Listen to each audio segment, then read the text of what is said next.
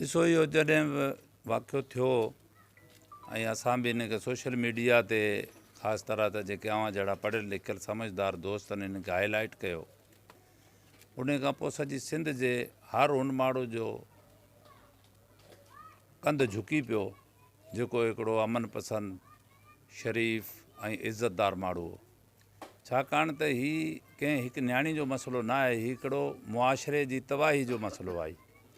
ऐं सिंध जी कॾहिं बि अहिड़ी रवायती कोन रही आहे।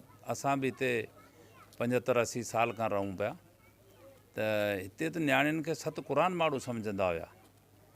जे हिननि इहो माण्हुनि जेको वाक़ियो कयो आहे, मां बि हिते अॼु इन करे आयो साईं, ॿुधी मूंखे ॾाढो ॾुखु थियो त अहिड़े माण्हुनि ते त आख़िरी हद ताईं गवर्नमेंट खे एक्शन वठणु खपे। ऐं असां बि पूरी कोशिशि कंदासूं त मथे इन मामले खे हाईलाइट करायूं ऐं इन्हनि ग़रीबनि जी, इन्हनि मज़लूम माण्हुनि जी मदद थिए। पर हिते त इन्हनि जे बारे में मशहूरु आहे त हीउ हिकिड़ो वाक़ियो हिननि न कयो आहे, हिननि जा त हिते कोई 4-5 ॿिया बि वाक़िया थियल आहिनि।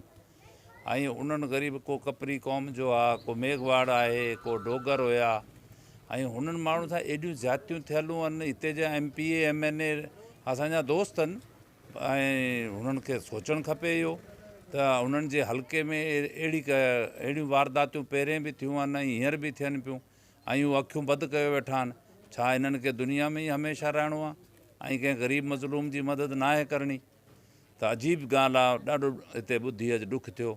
बहरहाल मां इनशाला पूरी कोशिशि कंदुसि त इन मामले खे आसिफ़ साहब ताईं पहुचायां।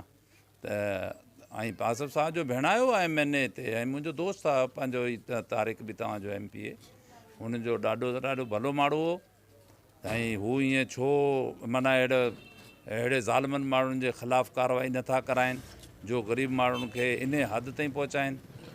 त इनशाला अलाह जी लठ बेआवाज़ आहे ऐं ज़ालिम हमेशह बर्बादु थियो आहे। मज़लूम जी ग़ैब मां मदद थी आहे।